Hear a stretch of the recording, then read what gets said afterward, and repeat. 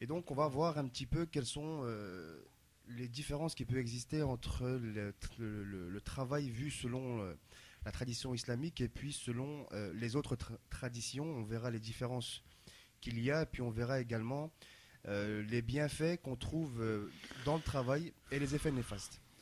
Donc, est-ce que vous pouvez, pour commencer notre émission, nous expliquer un petit peu quelle est la conception du travail en islam et puis les différences qu'il peut y avoir avec les autres idéologies? Bah, tout d'abord, assalamu alaikum. Donc, on souhaite bienvenue à tous les auditeurs et auditrices qui nous écoutent. Donc, cette noble tâche que le travail est très importante en islam. Donc, d'abord, on va voir ce que ça signifie dans le travail d'un point de vue capitaliste. Puis, on va voir le point de vue islamique et en quoi il se différencie. Donc, ce qu'il faut savoir, c'est que le travail qui signifie en latin tourmenter, est dans la conception chrétienne une sanction et une contrainte pour l'homme. Donc aujourd'hui, le travail c'est devenu un luxe, donc personne ne pourra dire le contraire, et c'est pourquoi en ces temps de crise, le chômage est de plus en plus important. Donc chaque jour on voit des usines qui ferment, des patrons qui licencient leurs salariés.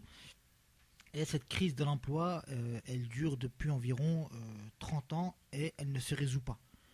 Donc l'objectif, il est de garder les salariés dans un état de précarité pour leur faire accepter des emplois avec des conditions de plus en plus médiocres.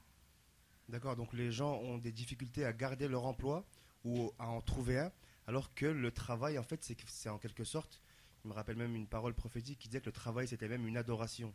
Exactement. Donc, je voudrais rebondir par rapport à ça. Et, dans un premier temps, je dis salam alaikum à tous ceux qui nous écoutent. Et donc, effectivement, là, il vient de parler du modèle économique qu'on connaît aujourd'hui. Et donc, dans le modèle islamique, le travail, il va plus consister à pourvoir à ses besoins ainsi qu'à ceux de sa famille. C'est comme ça qu'on définit le travail. Et donc, étymologiquement, donc c'est bien de revenir à l'étymologie des mots. Donc, le travail, qui se dit en arabe khidma, signifie être au service de quelqu'un. L'argent, il est considéré ici comme un moyen et non pas comme une fin. C'est donc une différence très importante de philosophie entre le système capitaliste entre guillemets et l'islam, qui sont totalement opposés. D'accord, donc en fait, grosso modo, vous nous avez expliqué que dans la tradition, au niveau étymologique, le travail c'était le tourment, alors que en islam, et là c'était une première différence, c'était être au service de quelqu'un d'autre. Donc là, on voit vraiment qu'il y a une différence entre les deux idéologies. Exactement. Est-ce que le travail, il a seulement une dimension matérielle? On en a un petit peu parlé juste avant, mais est-ce qu'il a seulement une dimension matérielle, en l'occurrence, où il va s'agir de pourvoir aux subsistances de sa famille?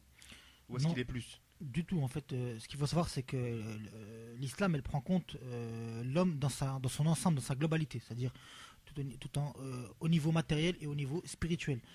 Donc l'islam, on l'avait déjà dit, qu'il a pour principe de respecter la justice sociale.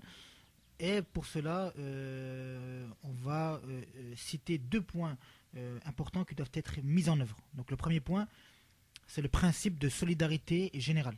Donc, Alors, est-ce que tu peux nous l'expliquer un petit peu plus? bien sûr, donc, le pauvre en islam, le pauvre, la personne qui est handicapée, le malade, ils doivent être pris en charge entièrement par la communauté. Donc ça c'est le premier point. Et le deuxième point, c'est le principe d'équilibre social. Donc en islam, chacun peut apporter plutôt quelque chose à la communauté et ainsi trouver sa place. Donc personne n'est laissé sur le carreau. D'accord, donc quelle que soit notre situation, quand on a à un moment donné dans la vie des difficultés, on est pris en charge par la communauté. Voilà, la communauté musulmane aide. Voilà. Mais D'accord, elle aide, quand on dit elle aide la personne, qu'elle soit dans un pays islamique, musulmane ou non. d'accord, ok, Voilà. donc elle est C'est la même, important. elle est la même pour tous. Donc voilà, donc pour résumer, donc la justice sociale, c'est à la fois respecter le principe de solidarité générale et donc l'équilibre social que tu viens de nous expliquer. Mais en fait, on est parfois dans les extrêmes, en fait, où soit on va être dans une société où on va penser qu'il faut être riche pour tirer les autres vers le haut, c'est-à-dire qu'il faut travailler, travailler, et dans d'autres sociétés, on va penser plus qu'il faut... le travail, c'est vraiment pas trop important. Et par rapport à ces différentes idéologies, où est-ce que l'islam va se poser? Bien, par rapport à ça, l'islam, il faut savoir que c'est toujours, il cherche toujours l'équilibre, il cherche toujours le juste milieu et il cherche toujours la justice. Donc en fait, on dira qu'en islam, le travail, ça va être une obligation. Donc on sera contraint de subvenir aux subsistances de sa propre personne et de sa famille.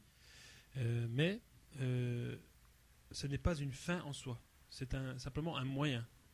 Et en islam, on est modéré puisque on reste dans la simplicité, car même une personne riche n'a pas le droit de faire étalage de sa richesse. Elle doit rester modeste. Donc le but, c'est pas de faire de l'ostentation. Et sa richesse doit être mise au service de la communauté en donnant une partie de ses revenus en impôts. Donc ça se traduit par des actes. Donc le but étant de chercher du travail, de travailler, de gagner sa vie, mais aussi de participer à un effort par rapport à la communauté. Et cet effort-là, il se concrétise donc par ce qu'on appelle la zakat, qui est l'un des 5 piliers de l'islam, et aussi un autre impôt qu'on appelle le khoms. Le khoms, qui veut dire le 5e, donc soit 20%, mais c'est très précis, donc c'est 20% par rapport à certaines choses que la personne possède. Et par contre, le système capitaliste, lui, va engendrer des inégalités. Donc il va faire de l'argent roi, il va faire vraiment de l'argent une fin, et vraiment là, on va déboucher sur des dérives et sur des inégalités flagrantes. Et donc les problèmes sociaux qui vont en découler sont ceux dont on assiste aujourd'hui. Ils sont nombreux, comme le chômage de masse, les inégalités, les discriminations, la précarité, les aides qui disparaissent peu à peu, comme le RSA, etc. On va poursuivre notre émission concernant le chômage, le travail et les inégalités. Donc juste avant la pause, pour rappeler brièvement de quoi on avait parlé, pour ceux qui nous rejoignent, on a parlé un petit peu de l'étymologie du travail qui, dans le système capitaliste, et en latin le travail signifiait tourmenter, alors que dans la tradition islamique, c'était plus être au service des autres.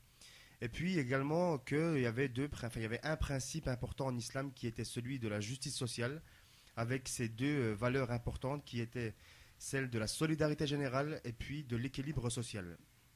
Donc voilà, juste avant, on a un tout petit peu parlé également des impôts. Donc tu nous as parlé de la zakat et du khoms qui existaient, donc qui étaient prévus pour aider ceux qui étaient dans la difficulté.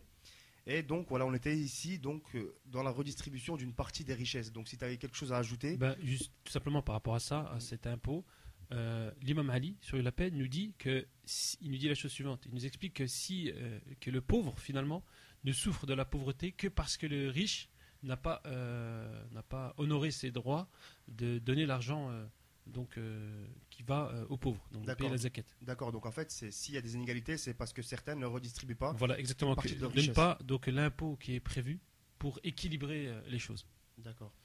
Et donc, tu nous expliquais que dans le système capitaliste, il y avait de plus en plus d'inégalités, de plus en plus de difficultés, donc comme le chômage de masse qui existe depuis maintenant une trentaine d'années, et des inégalités ou de la précarité avec les aides qui disparaissaient. Mais en fait, en quelque sorte, on pourrait désespérer presque en se disant que le constat est vraiment catastrophique. Il est catastrophique. Comme on l'a expliqué, la conception du travail telle qu'elle a été décrite dans le système capitaliste, effectivement, a engendré des problèmes sociaux catastrophiques. Puisque le but étant de s'enrichir individuellement, donc on tire vers plus l'égoïsme et non pas vers quelque chose penser à la communauté. Oui, des plus collectifs. Voilà. Et donc finalement, on aboutit donc à un chômage de masse, à des inégalités, à de la précarité. Et en Occident, le mode de pensée va consister à croire que l'argent, qu'avec l'argent, on peut tout acheter.